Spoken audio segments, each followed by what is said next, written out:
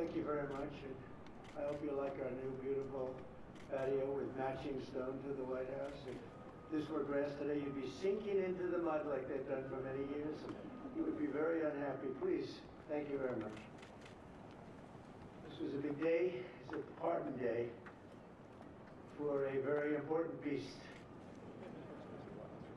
On behalf of the First Lady and the entire Trump family, I want to wish all Americans a very, very happy Thanksgiving. It's a great time of the year, and our country is doing really well, economically, like we've never done before. Today, we continue a time-honored American tradition. Well, that's a well-trained turkey. See how happy he is?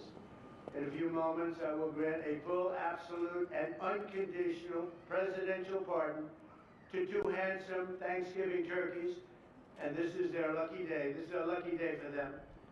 But before going any further, I want to make an important announcement, because you remember last year, after a thorough and very rigorous investigation by Pam Bondi and all of the people at the Department of Justice, the FBI, the CIA, the White House Counsel's Office, and the Department of Everything.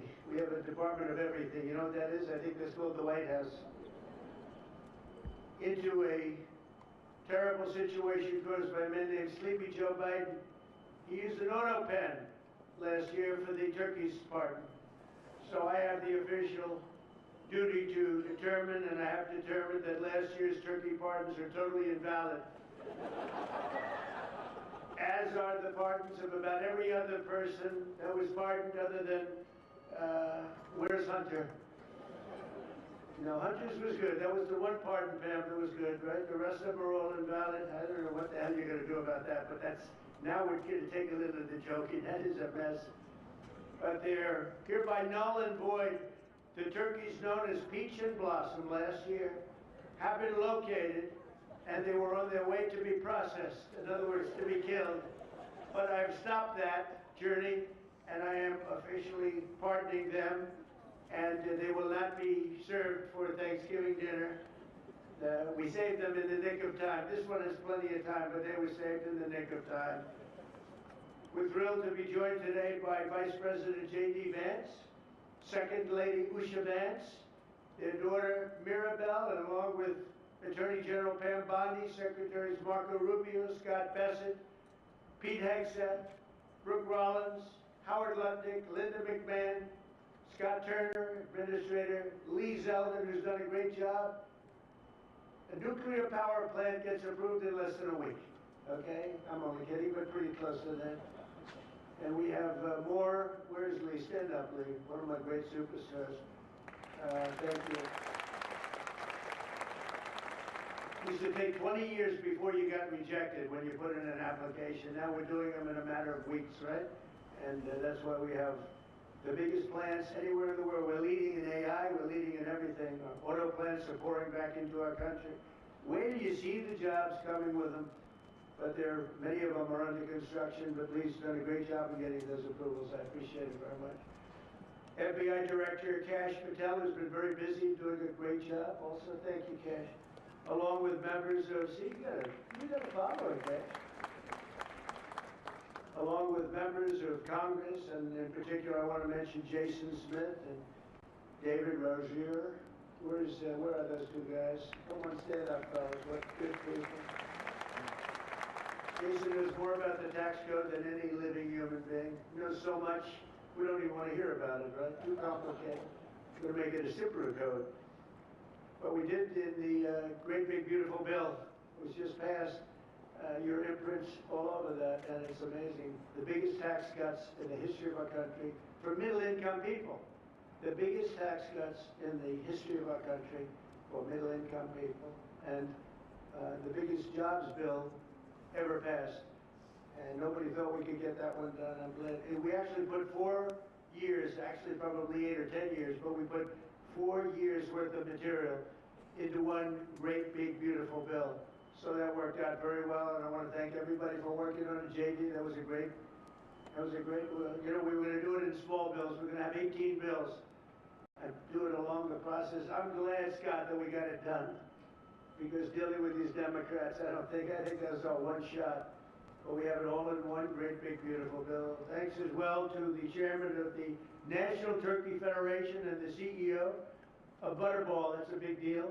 Jay Jandren. Where's Jay? Thank you. Stand up, Jay. Thank you very much. Along with his wife Leslie and their 3 children, as well as the farmer who raised these 2 magnificent birds, Travis Pittman and Wayne County, North Carolina. I won Wayne County by a lot. That means you had to vote for Trump, I think. I won by 92%. I like Wayne County. They're doing all right, right? And this is like a record-setting turkey that's going to be saved. The turkeys being pardoned today go by the names of Gobble and Waddle. When I first saw their pictures, I thought we should send them, well, I shouldn't say this. I was going to call them Chuck and Nancy. But then I realized I wouldn't be pardoning them. I would never pardon those 2 people. I wouldn't pardon them. I wouldn't care what Melania told me. Darling, I think it would be a nice thing to do. I won't do it, darling. These are 2 of the largest turkeys ever presented to an American president, over 50 pounds each. It's the largest we've ever had. And those are big turkeys. Are they as good as the normal-sized turkey? Better or as good? Do they tend to be a little fatty, maybe? No, he said no. He knows the turkey business. Anyway, despite their size, Secretary Kennedy has formally certified that these are the first ever Maha turkeys. I don't know if I agree with that. These are Maha. In other words, they could be fat, but they're still Maha. They've been fattened on a steady diet of grass, beef, to allow the smoothies and all of the other things that they've been eating for this occasion. This was a really big occasion. But they've eaten every fattening food that you can eat. We wanted to really make them special, and they really are. They're like record-setting. I've never seen a turkey that big before. Are they violent at all? Will they attack as I walk over? Because if they were, I'll stay right up here. But as you know, we're a tough on crime administration. We are tough on crime. You know, our border had 0 people coming in for the last 7 months, right? 0. I mean, even I find that hard to believe to me.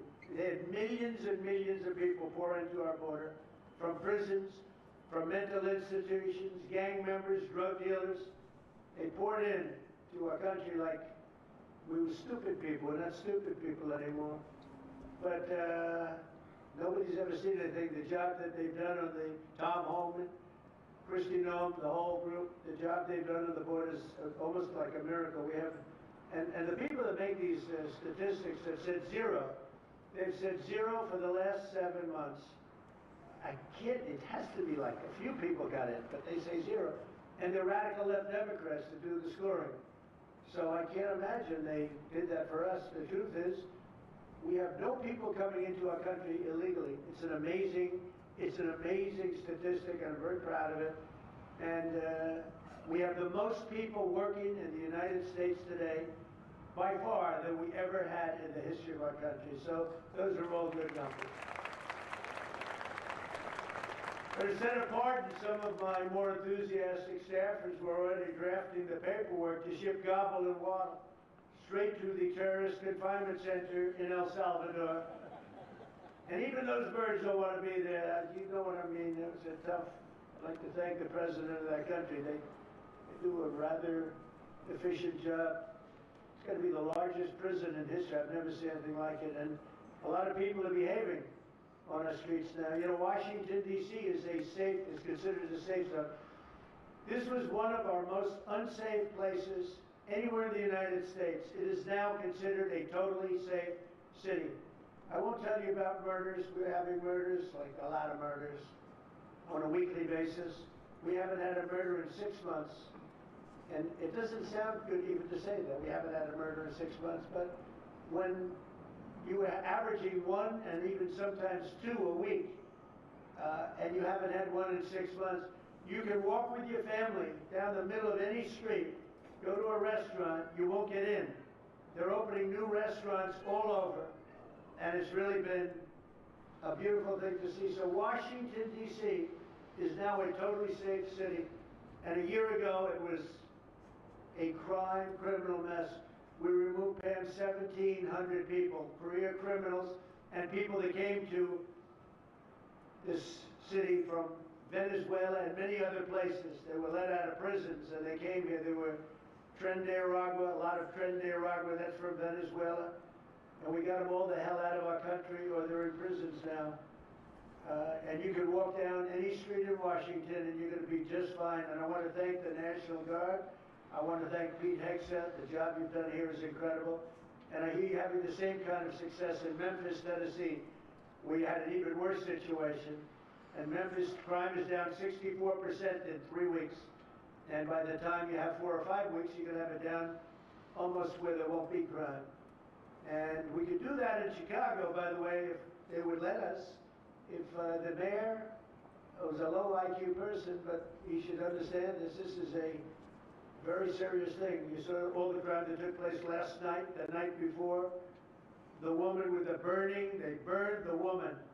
They'll be talking about that now. They burned this beautiful woman riding in a train.